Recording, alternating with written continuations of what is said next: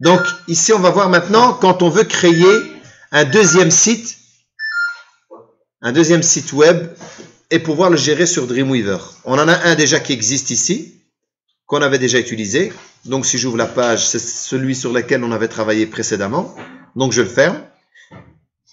J'avais montré qu'on pouvait aller directement dans mes documents. À l'intérieur, j'avais déjà le site web, le premier, sur lequel on avait travaillé. Je crée un deuxième dossier qui contient déjà plein de dossiers vides pour le moment, puisque c'est celui que je vais utiliser pour créer mon deuxième site web. Donc, je viens sur Dreamweaver, je vais dans les fichiers, je vais faire gérer les sites. Une fois que je suis à l'intérieur, pour ne pas supprimer celui qui existe, je vais simplement en rajouter un nouveau. Donc, je rajoute le nouveau site web. Comme je vous avais dit, vous avez soit la partie élémentaire et qui vous aide, c'est un assistant, soit vous êtes doué et vous avez déjà compris le mécanisme, vous allez utiliser la partie avancée, info locale. Là, je vais marquer site web, le deuxième site web, Kawas comme ça, ce ne sera pas la même orthographe que l'autre. Et là, je choisis le dossier qui va contenir tout mon site. Donc, je reviens dans mes documents, je ne prends pas le premier, je prends bien le deuxième. Des fois, il faut sélectionner un autre dossier pour être sûr qu'il a bien pris.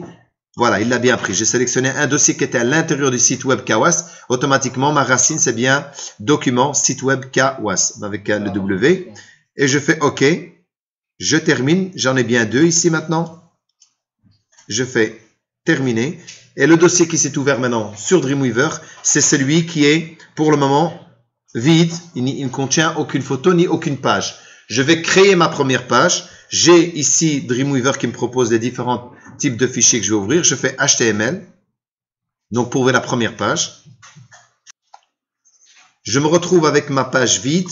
Donc, je vais simplement l'enregistrer puisqu'ici, il est marqué Untitled.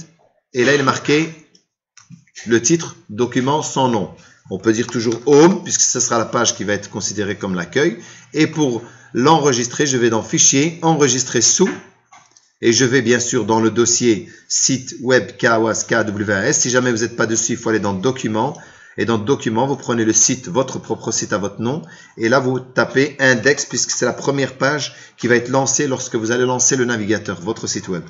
Je fais enregistrer. Donc là, c'est bon. Ma page index, elle est bien ici. Et ainsi de suite, vous continuez pour faire les autres pages.